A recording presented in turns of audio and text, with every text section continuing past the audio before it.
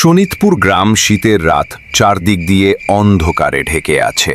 তার মধ্যে ঘন কুয়াশা যেন অন্ধকারকে আরও দ্বিগুণ বাড়িয়ে দিয়েছে। সবে বাজে মাত্র 7টা, তাতেই এই গ্রামের মানুষের ছায়া পর্যন্ত দেখা যায় না।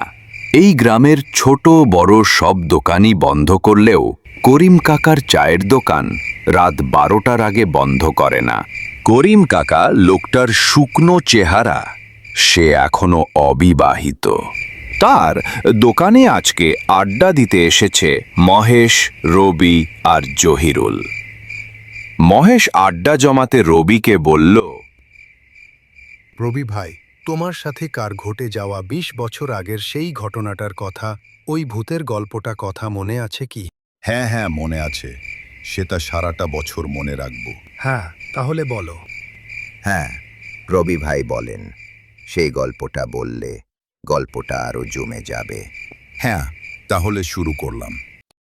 আমার বয়স তখন 20 বছর। আমি একটা ফার্মাসির দোকান করতাম। আমি রাতে দোকান বন্ধ করে হেঁটেই আসতাম।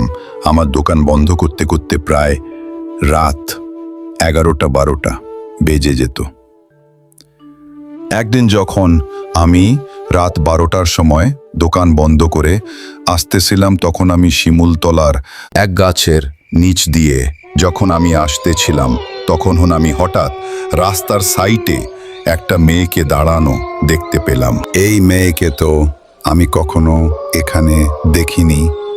আমি কিছু না বলে চুপচাপ ওখান থেকে চলে আসলাম। আমি যখন আজকেও সেখান দিয়ে আসতেছিলাম, তখন আমি আজকেও সেই মেয়েটাকে দেখতে পেলাম। আমাকে মেয়েটা ডাক দিয়ে বলল, এই যে শুনছেন? আমাকে বলছেন? হ্যাঁ, আপনাকে বলছি। হ্যাঁ, বলুন। আমাকে কি ওই চায়ের দোকান থেকে এক থালা লাড্ডু এনে দিতে পারবেন?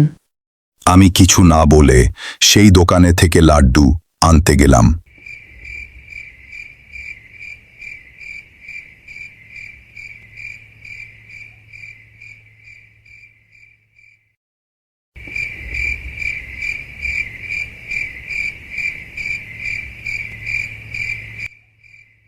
লাড্ডু এনে মেয়েটার হাতে দিলাম। আপনি কি আমার বন্ধু হবেন? হ্যাঁ, অবশ্যই হব। তারপর আমরা দুজনে গল্প করতে করতে প্রায় 2টা বেজে গিয়েছে। তারপর আমি মেয়েটাকে বললাম, তাহলে তুমি এখন থাকো, আমি যাই।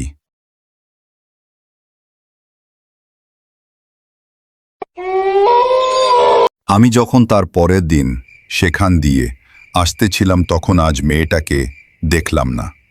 আরে, এই মেয়েটাকে আজকে তো আমি দেখতে পারছি না, কোথায় গিয়েছে?